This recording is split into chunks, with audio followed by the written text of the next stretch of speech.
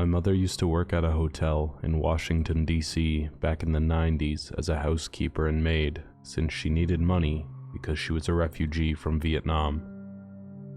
Even though she didn't know much English at the time, she knew enough to get by at her job, and all of the other staff and hotel guests loved her because of how sweet she was. Because of this, anytime high-profile guests would stay at the hotel, the manager always sent my mom to clean the room since she was good at it. One day, a guest came, who we'll refer to as Mr. M because I don't know his real name. He checked into the most expensive suite. As usual, the manager told my mom to go take care of his room. As she got there, there was a do not disturb sign, so she told the manager she would come back later. What was weird was that no one was ever allowed in his room. The man stayed there for over a month. Not one time did he let a staff member come in to clean. However, he paid a lot, and he gave a very warm welcome every time he passed a staff member or housekeeper, so no one paid him any attention. Then one day, people didn't see him anymore, so they assumed he checked out, even though the receptionist had no account of this. Since it had been so long that the room was cleaned, and the do not disturb sign wasn't on the door anymore, the manager told my mom to go check it out and try to clean up what she could. As she got to the floor and unlocked the door to the room, a disturbing smell hit her. She couldn't figure out what it was, but she continued to survey the room, which was disgustingly messy. Her words were that it looked like someone had thrown a rave. Even though no other guests seemed to have ever gone to the room besides Mr. M. It had looked like he had deserted the place without telling anyone. My mom was still shocked by the smell, so she tried to track it down. As she followed the smell, she could tell that it was coming from the hotel room closet. When she opened the closet, there was nothing but a cardboard box on the ground from which the smell was resonating from. In the moment, from being a housekeeper, my mother's first instinct was to open the box to see what was inside and throw it out. When she opened the box, what she saw scarred her to this day. It was the rotting, decomposing head of a young woman, chopped off.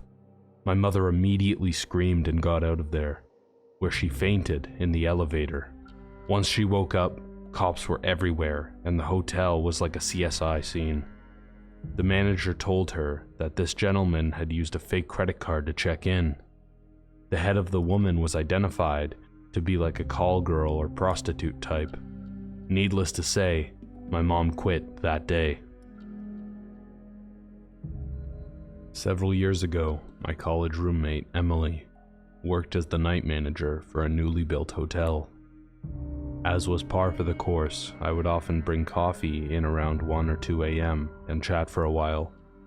One night, I showed up to find Emily sitting at the front desk, shaking her head, looking completely perplexed. Allegedly, she had just checked in what could only be described as the doppelganger of our other roommate Maya, who was alike down to the same height, hairstyle, eye color, and southern accent, odd as we live in the north. Emily tried to speak with the new guest and show her a picture of Maya on her phone, but was rebuffed several times. We both chalked it up to a coincidence as we knew Maya was visiting her parents, and we went on to enjoy our coffee. Shortly after 2, I decided to head home.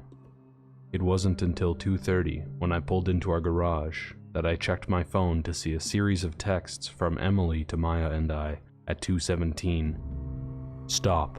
Not funny. You guys suck. What the hell? Naturally, I was confused and called her back. This was when things got weird, and Emily sounded hysterical on the phone. Apparently Maya and I, in the same clothes I wore earlier, had been standing at the end of the main hallway staring at her. Emily thought this was a joke and kept calling out to no response. Eventually, the front desk phone rang, and in the time it took to answer it, we both had disappeared. I calmed her down over the phone, and the next morning I talked her through the possibilities, trying to rationalize what she saw. The guest, who looked like Maya, did come back to the front desk later that morning to inquire about some services, and much to Emily's surprise, looked only vaguely similar. The only thing that scares me to this day, and that I never told her, is that when I got into our house, the kitchen clock was stuck on 2:17, and directly next to it sat a photo of Maya and I, smiling, that I had only developed that afternoon, and nothing ever weird happened at the hotel again. But it still makes me uneasy to this day. I was working one night by myself, where I entered the pool area to replace the dirty pool towels with clean ones. Now, this particular property had a huge indoor pool accessed by a heavy metal fire door. The pool closed at 10 p.m., and my shift started at 11 p.m., so I grabbed the key for the pool area and pushed my laundry cart full of towels into the area, heading for the closet where the towels were stored. The lights were off, except for the small emergency lights by the exits. I pushed my cart of towels to the closet and began stacking them on the shelves. My back to the pool, I suddenly heard a very loud splash. The noise unique to when someone cannonballs into the deep end of a pool. Shit, someone is in this damn pool. My boss is gonna be so upset. I spun around, expecting to confront one or more kids screwing around. Nope. No one. No kids. No adults. Not even a mouse. I momentarily questioned my sanity and hearing, but quickly noticed that the water in the pool was moving, as it does after someone jumps in, and the pool deck at the deep end was wet. I realized the hair on the back of my neck was standing straight up, and I had goosebumps in place where goosebumps should never be found. I ran, not walked, the hell out of the pool area, and waited for the newspaper delivery guy to show up with papers for our guests. From that night on, I never went into the pool area until newspaper guy arrived and escorted me in to put away clean towels and take away dirty ones to laundry.